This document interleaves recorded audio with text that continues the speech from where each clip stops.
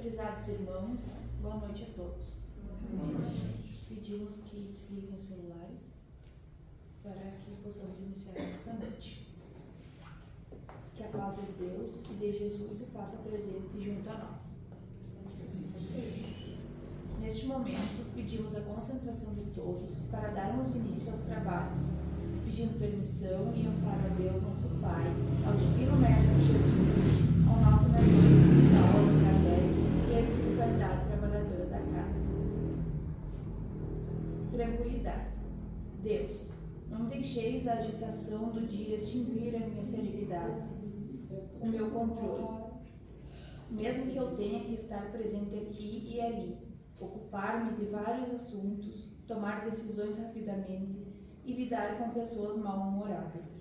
Dá-me tranquilidade, espírito de análise e silêncio interior, de maneira que a agitação de fora não provoque turbulência em mim. Como sei que estás a me ajudar, vou criar um anteparo, uma barreira interior que impeça a perturbação. Quero ser bom e amigo todo o tempo. Conserva, ó Deus, o sorriso em minha boca, a suavidade nos meus olhos e deixa que uma grande harmonia se estabeleça no meu coração. Que as dificuldades não mandem em mim, jogando-me de um lado para o outro, mas que eu mesmo me governe e oriente. Por tudo, te agradeço. Obrigado, Deus. Muito obrigado. Assim seja. Amém. Assim, em nome de Deus e Jesus, com a assistência do nosso mentor espiritual, Allan Kardec, declaramos abertos os trabalhos da noite de hoje. Podemos nos desconcentrar para receber a exposição doutrinária que será ministrada pelo nosso irmão Wagner. Que Deus o abençoe.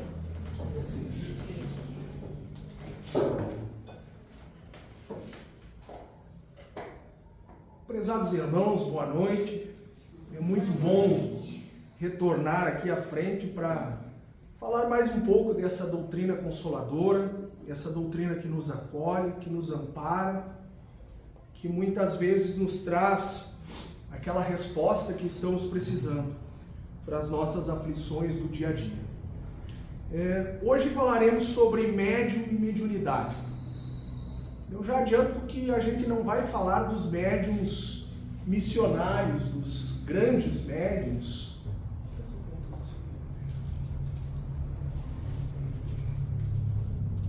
dos grandes médiuns como Divaldo, como Chico Xavier. Falaremos das percepções mais comuns do nosso cotidiano. E também não abordaremos a sistemática, a parte científica da mediunidade e dos fenômenos mediúnicos, os tipos de mediunidade. A gente não vai se ater nesse aspecto. Nós vamos nos ater aos aspectos da consciência sobre os fenômenos mediúnicos, da responsabilidade que devemos ter a partir da percepção desses fenômenos e da necessidade de educação constante, de estudo. A gente, para essa conversa, eu me baseei nesses 4 livros aí. O livro dos médiuns, quando a gente fala de mediunidade, de médiuns, é o nosso norte, a base, um dos livros básicos da codificação, e é uma cartilha, tem ali um ensino muito importante, nos esclarece muita coisa nessa parte de mediunidade e médiuns. Depois de Carvajal-Schutel, um livro de 1923, Médiuns e Mediunidades, é um livro de quando se estava ainda desenvolvendo o Espiritismo, livro bem do início aí da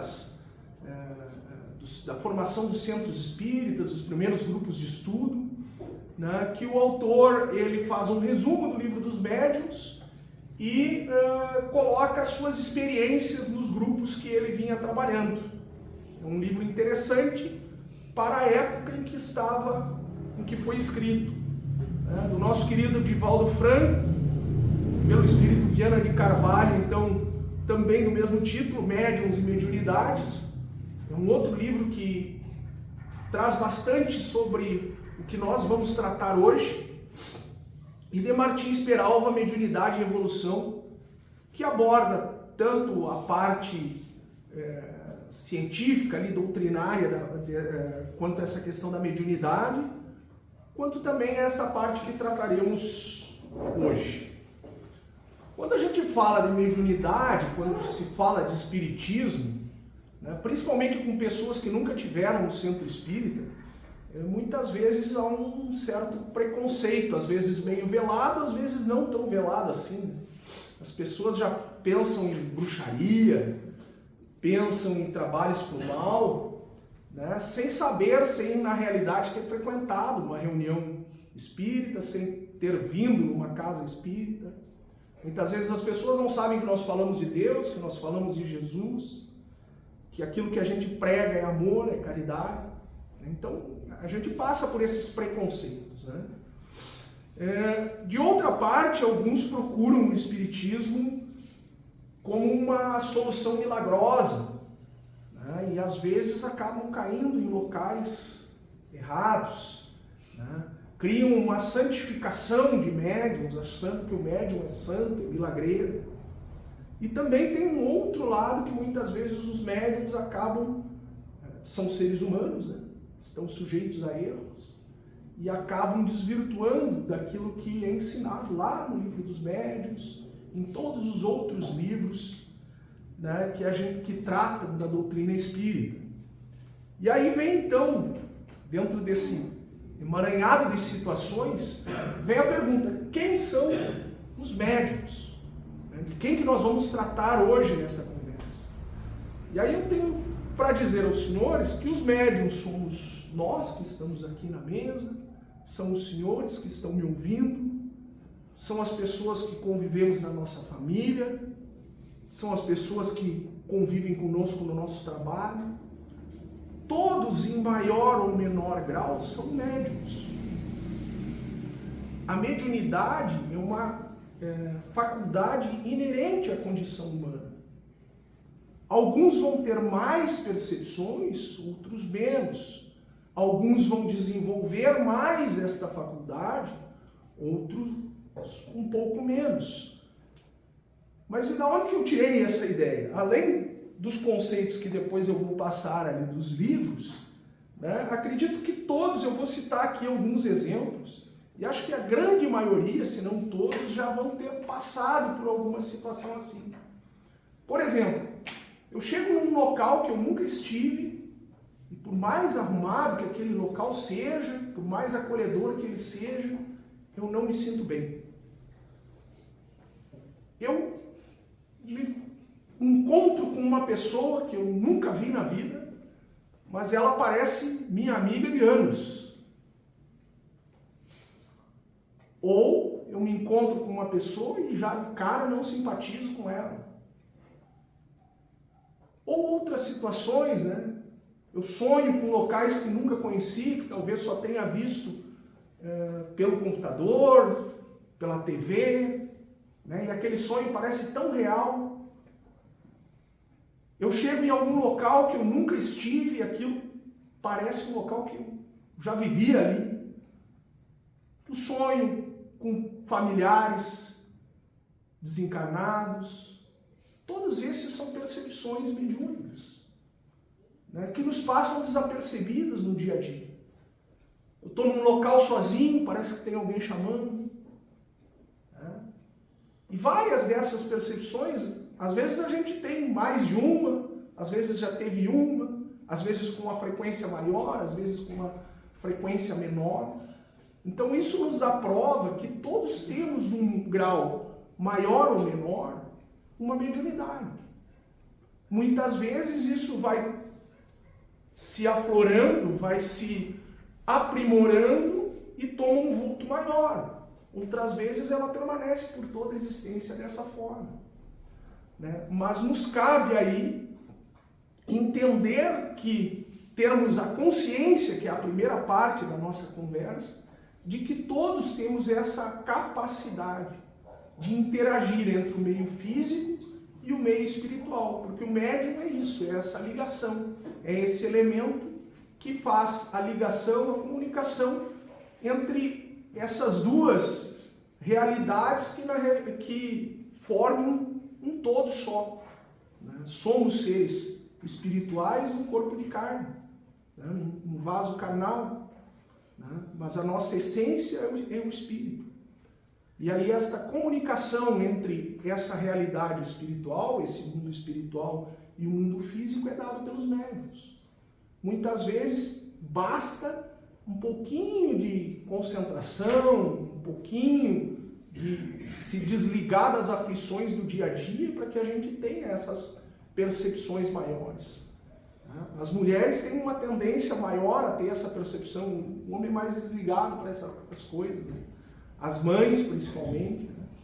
Os sentimentos que nutrem pelo seu filho, pelos seus filhos, muitas vezes dão aqueles chamados, né? Também são, de certa forma, percepções que a gente não se dá conta que está tratando, muitas vezes, de mediunidade. Então, do Livro dos Médiuns, no item 159, Kardec vai nos trazer: todo aquele que sente, num grau qualquer, a influência dos espíritos, é por esse fato médium. Essa faculdade é inerente ao homem, não constitui, portanto, privilégio exclusivo. Por isso mesmo, raras são as pessoas que dela não possuem alguns rudimentos. Pode, pois, dizer-se que todos são mais ou menos médiuns. Então, pessoal, já começa aqui, sobre o que nós vimos falando, que não há por que se divinizar, se santificar o médium. Ele é uma pessoa comum, né? Como nós aqui. Muitas vezes o grau de percepção dele, desse mundo espiritual, é um pouco maior que o nosso. Talvez porque não estudamos, talvez porque não paramos, não nos concentramos um pouco mais. Mas esses fenômenos que acontecem, eles não têm nada de anormal, de paranormal, como alguns pregam. Na realidade, eles são fenômenos naturais, que obedecem às leis naturais. Esta comunicação não tem nada de extraordinário. Caibar Schutel vai nos dizer, no sentido expresso da palavra, médium quer dizer intermediário, agente, instrumento. O médium é, pois, uma criatura humana, seja homem ou mulher, velho ou moço, que tem aptidões físicas e cujo corpo carnal é suscetível de sofrer a influência de outra criatura ou a de um espírito.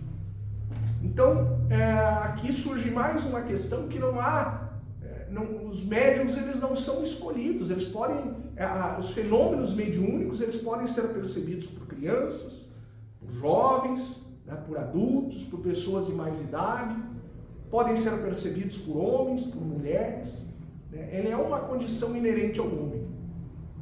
Divaldo vai nos dizer, todo indivíduo que conscientemente ou não capta a presença de seres espirituais é portador de mediunidade, cabendo-lhe a tarefa de desdobrar os recursos parafísicos através de conveniente educação, graças à qual se tornará instrumento responsável para o ministério superior a que a mesma se destina.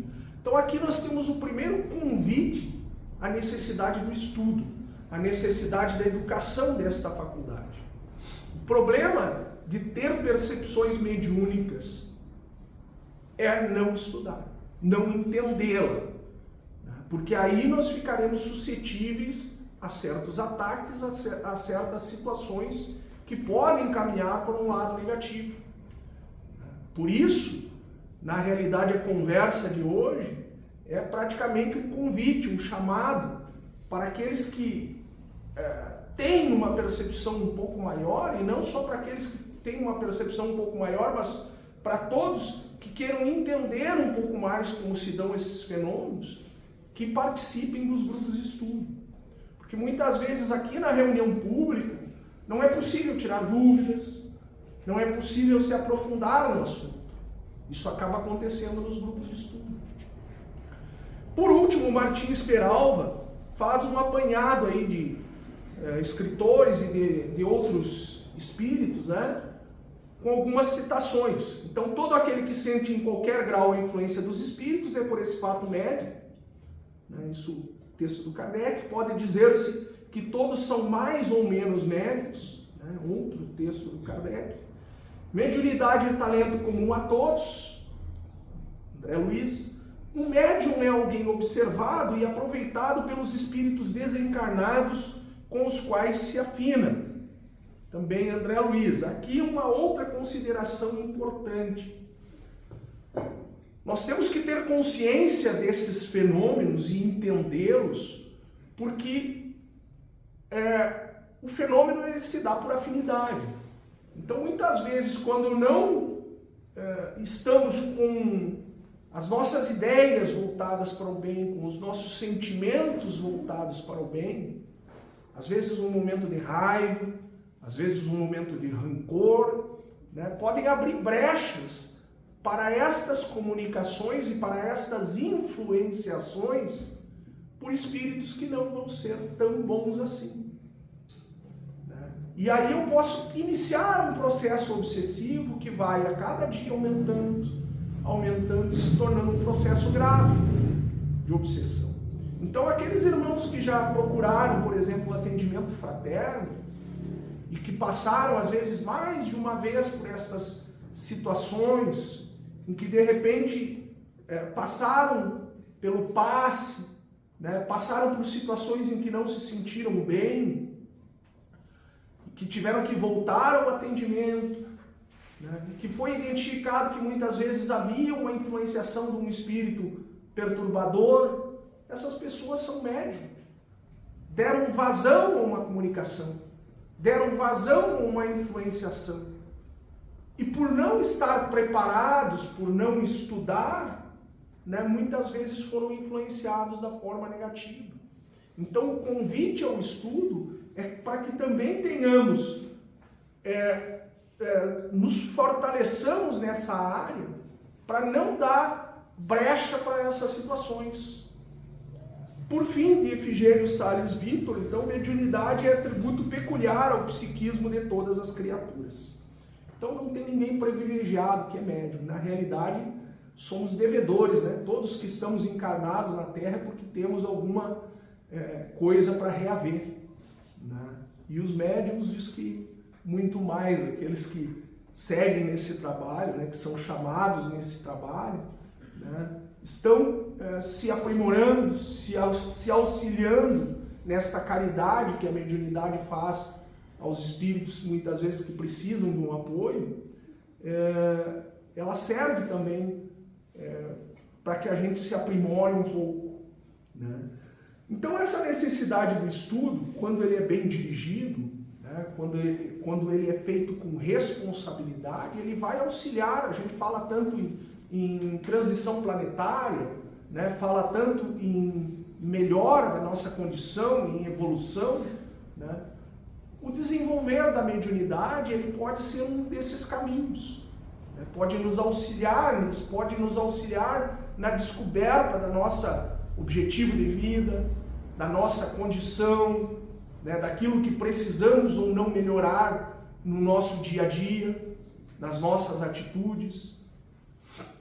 Então, tendo consciência desta condição de possibilidade da mediunidade, nós temos que ter responsabilidade com as nossas atitudes, com o nosso dia a dia e seguirmos um trabalho que não para a partir do momento em que eu descubro uma aptidão ou uma capacidade um pouco maior dentro da mediunidade. Ela se estende no dia a dia, que é o estudo constante. O homem orgânico, porém, é uma máquina com funções que devem ser educadas, bem dirigida pelo espírito que nele habita, a fim de, mergulhando na sua transcendência, poder encontrar-se. Então a mediunidade auxilia nisso, nessa percepção de nós mesmos. O exercício da mediunidade saudável, todavia, manifesta-se em harmonia com o nível de consciência de si mesmo, expressando a valiosa conquista do espírito encarnado em seu processo de evolução. Então, para que tenhamos um desenvolvimento bom da mediunidade, a gente precisa estar bem consigo mesmo e precisa estudar. O estudo das obras básicas, o estudo da doutrina espírita, ela nos fortalece nessa caminhada. Então, quando a gente fala que a frequência na casa espírita é importante, que a realização do evangelho no lar é importante, é porque isso é um processo de auxílio para nós mesmos. Porque as situações elas vêm, a gente passa por situações difíceis. Né? Quem trabalha na casa espírita não está livre de situações difíceis, de momentos não tão bons assim. Mas a gente tem que, com resiliência, aprender a trabalhar isso. Né? E evitando momentos de raiva, né? Momentos de discussão, momentos que nos levem para o lado negativo, porque vai dar brecha para espíritos que muitas vezes se comprazem no mal, nos atormentar e seguir influenciando negativamente nossas vidas. A raiva ou o rancor, ela não melhora em nada, né? Ela só piora o nosso quadro.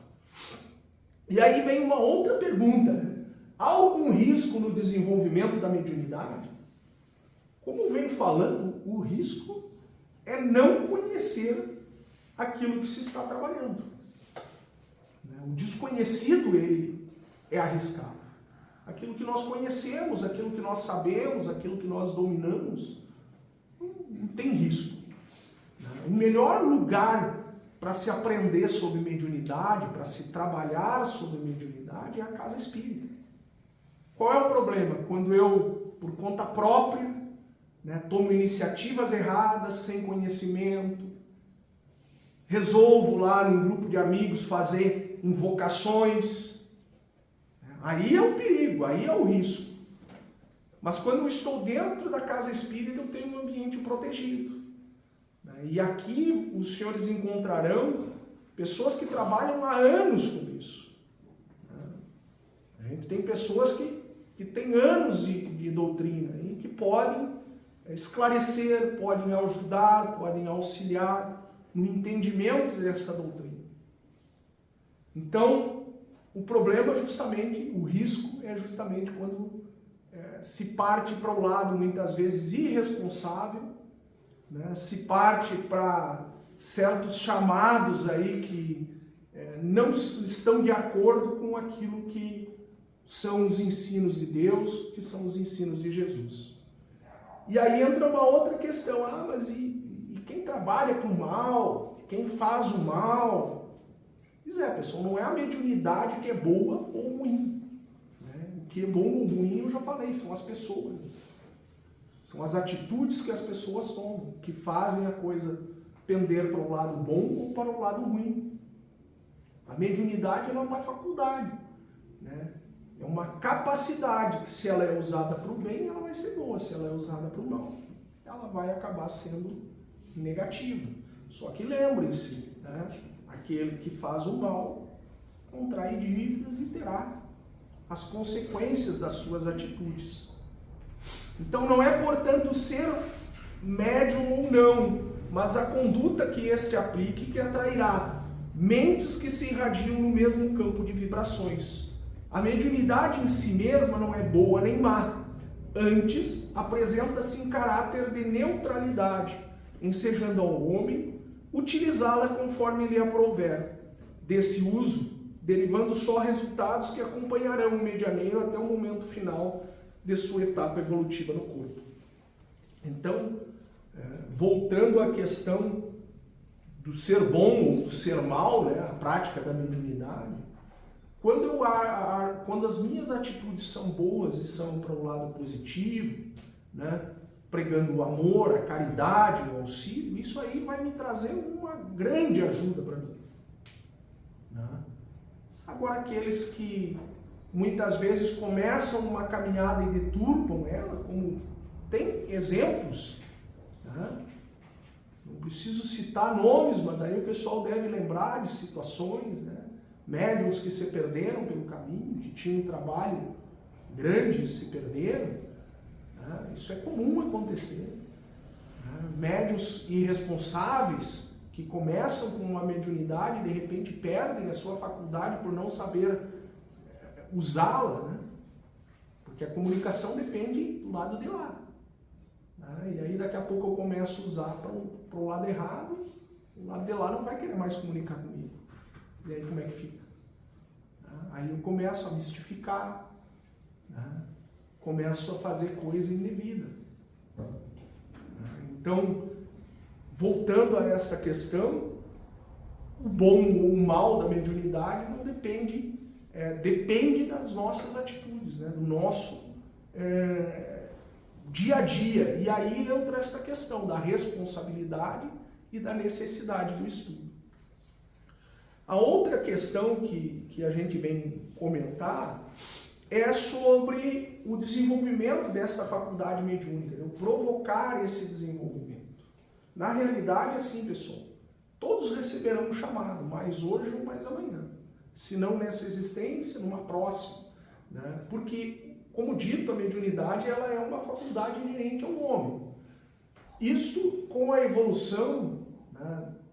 Com o passar para mundos, né? Mais evoluídos que o nosso, estas comunicações que hoje não são tão comuns, ou não é que não sejam tão comuns, não são tão percebidas por nós, elas vão ser naturais. Então, o chamado vai vir mais hoje ou mais amanhã. Não preciso me preocupar em acelerar isso.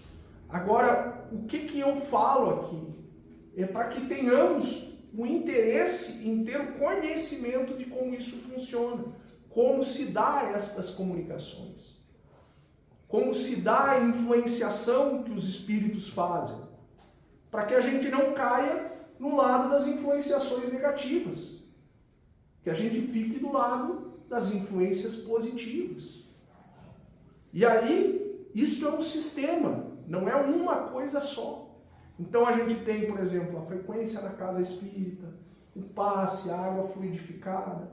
Tudo isso são coisas que nos fortalecem, que nos auxiliam.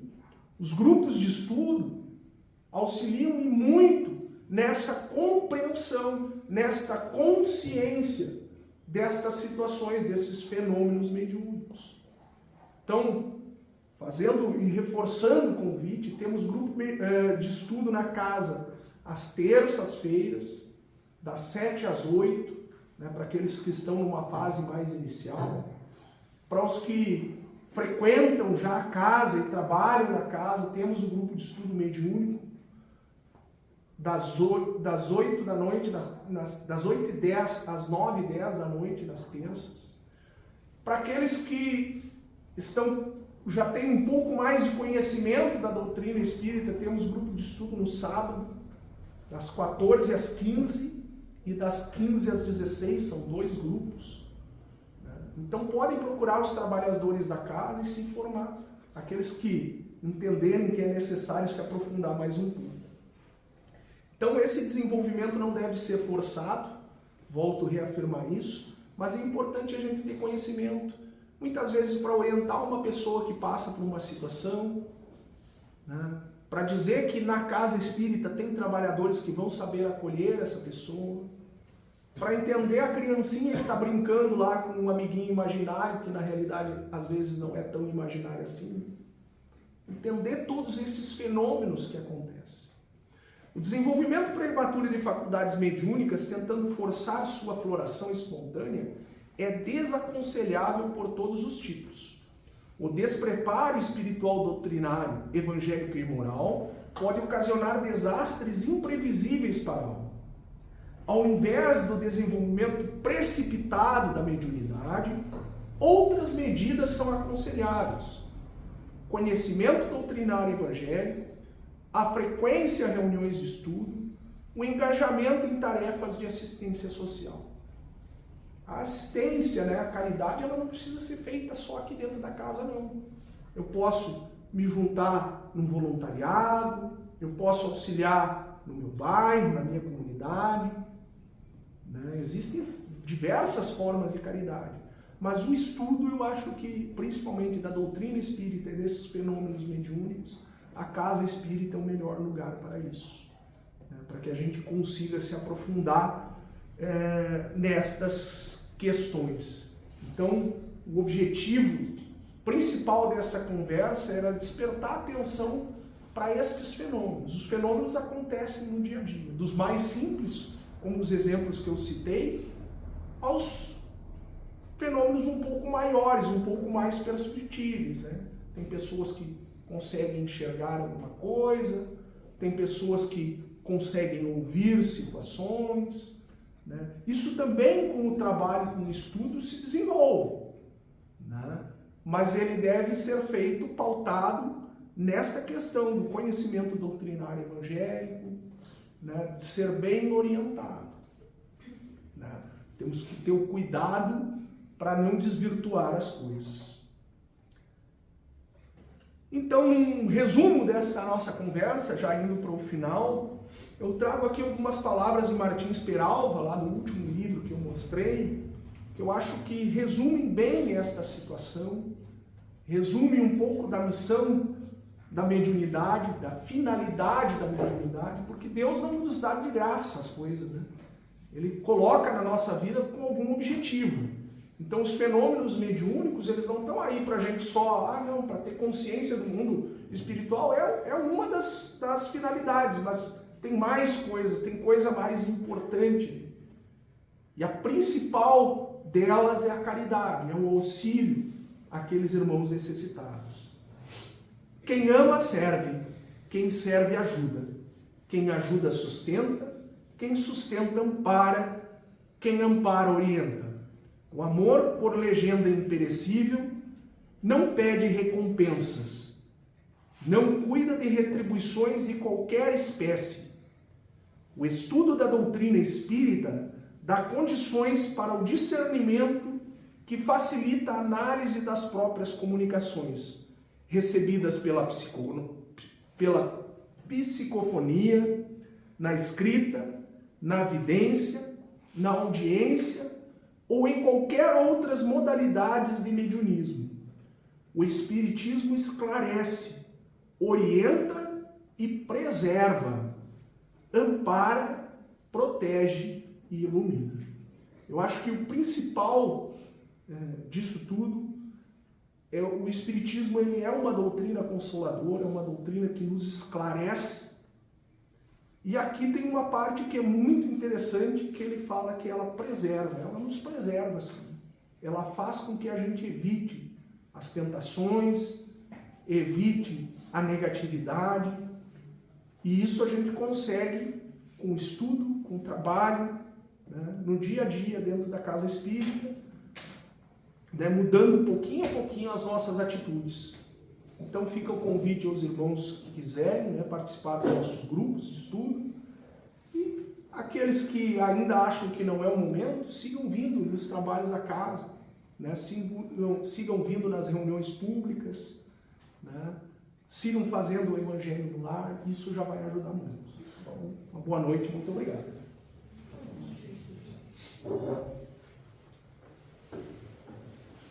Tivemos os ensinamentos que nos foram bem transmitidos pelo nosso irmão Wagner, que possamos meditar sobre o tema e que seja proveitoso para a nossa evolução espiritual. Prece de irradiação. Vamos elevar nosso pensamento a Deus, a Jesus e aos espíritos superiores desta casa, mentalizando nossos irmãos menos favorecidos que não sabem ou não têm condições de orar, enviando energias de paz, amor, saúde e harmonia a todos aqueles que sofrem, nos presídios, hospitais, creches, orfanatos e também para nossos lares, aos nossos inimigos de ontem e de hoje e a todos os irmãos necessitados. Pedimos também pela fluidificação das águas, para que sejam sorvidas como medicamento para os nossos males físicos e espirituais.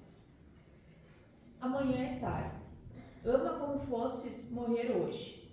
Demonstre seu amor hoje, como se você estivesse numa despedida. Fale com as pessoas de tal modo que elas guardem de você as palavras mais ternas. Não perca a oportunidade de demonstrar seu afeto a cada pessoa que cruzar o seu caminho hoje. Não adie o amor, não adie o sorriso, o olhar de candura, palavra, o abraço caloroso, o beijo de ternura. Porque alguém não sabe se amanhã reencontraremos essas pessoas. Um dia sem amor é um dia perdido, e um dia que não volta mais. Somos espíritos imortais, mas a experiência na Terra tem prazo de validade. Ninguém sabe quando esse prazo expira. Neste momento, damos por encerrada a primeira parte dos trabalhos da noite de hoje. A seguir, passaremos aos trabalhos de fluidoterapia. Convidamos aos irmãos passistas para que se dirijam à sala de passes e solicitamos aos demais que aguardem em prece silenciosa. Que assim seja.